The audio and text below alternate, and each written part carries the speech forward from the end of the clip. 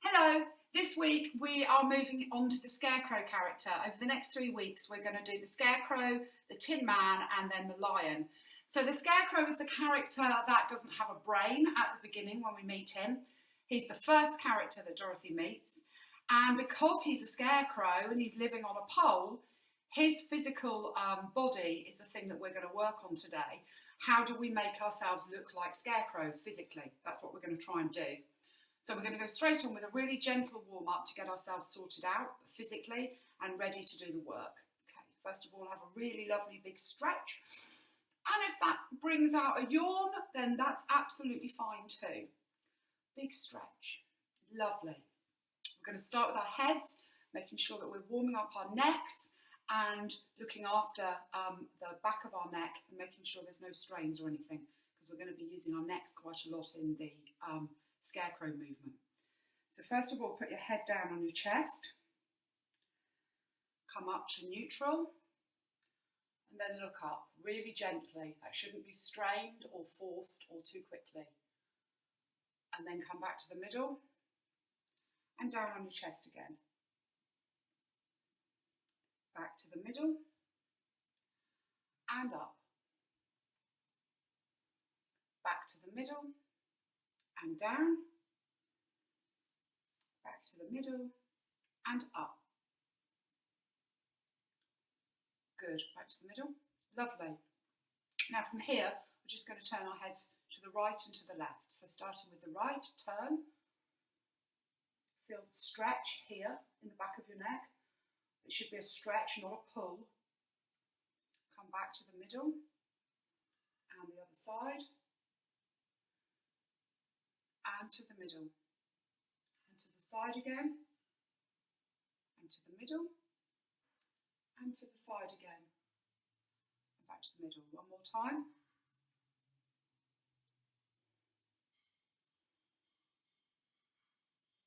Good stuff.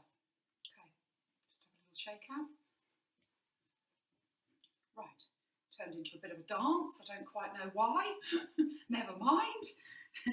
Right, shoulders up and down and up and down and up and down and up and down, and rotating your shoulders backwards.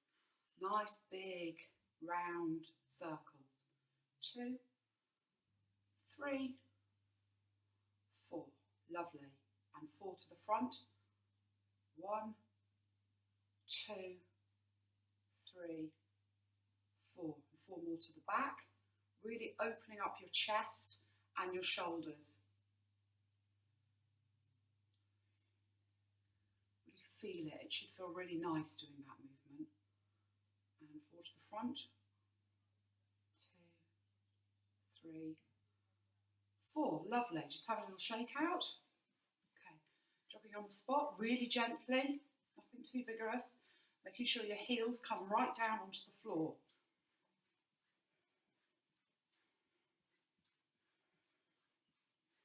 Okay, lovely. Now bringing out your arms. You're still jogging really gently. You're going to do 4 circular movements to the front and then to the back. 1, 2, 3, 4. 1, 2, 3, 4. 4 to the front again. 1, 2, 3, 4, and 4 to the back. 1, 2, 3, 4. Good. Okay. Stretch your legs out. Lovely big stretch to the ceiling, and come down to touch your toes, or the middle of the floor. Make sure your head's really resting in between your arms, and then come up really slowly. Got to race this bit as slowly as possible so that you don't get any nasty head rushes. If you get a head rush, you've come up too quickly. And stretch up again, and back down.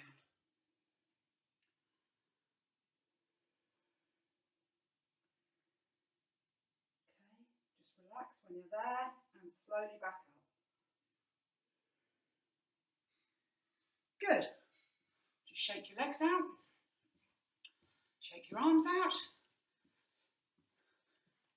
Ready to do some work. Turn that into a little dance again. Don't know why. Maybe it's dancing day today. Right, scarecrows. How do we create scarecrows? There's loads of different ways to do it, and just because of the way I do it, that does not mean that that's the right or wrong way to do it.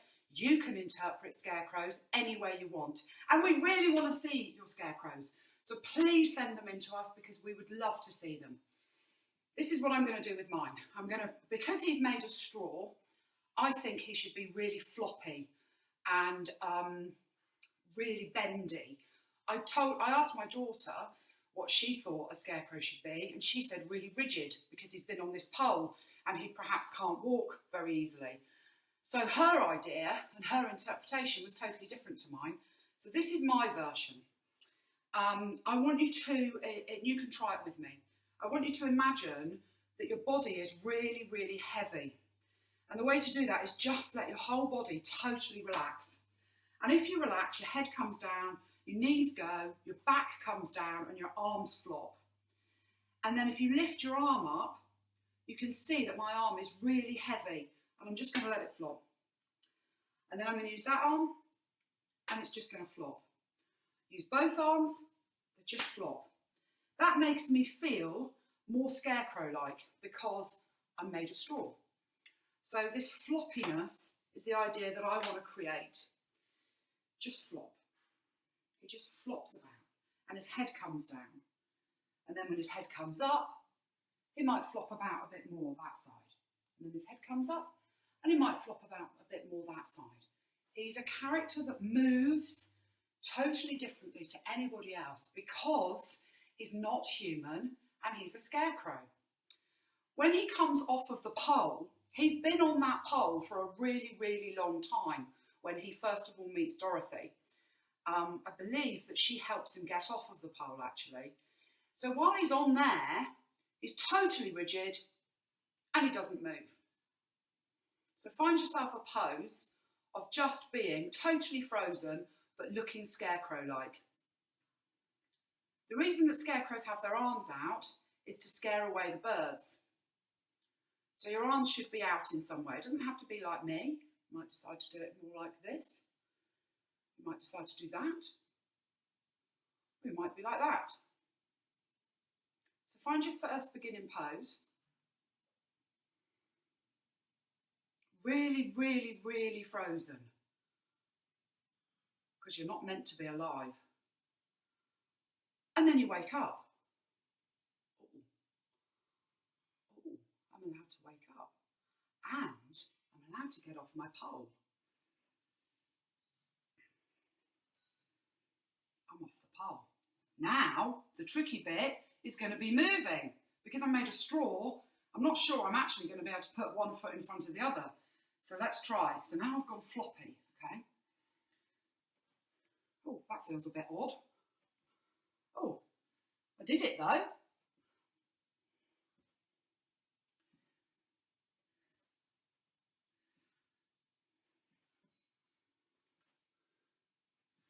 quite like this movement. So this is my floppy scarecrow. I'm just lifting one foot up and putting the other one down. It's like a little bit of a hop. And then I can move my arms around a bit more and keep the head moving, right? Because his head moves a lot, probably more than other characters in the piece. Because again, it's with the straw neck, his neck's going to be really wobbly. And then very quickly, someone's coming, I've got to freeze. So he's got to be able to go from floppy, awake scarecrow to, and he does that in a few places in the script. So it's worth practicing that. Floppy, frozen.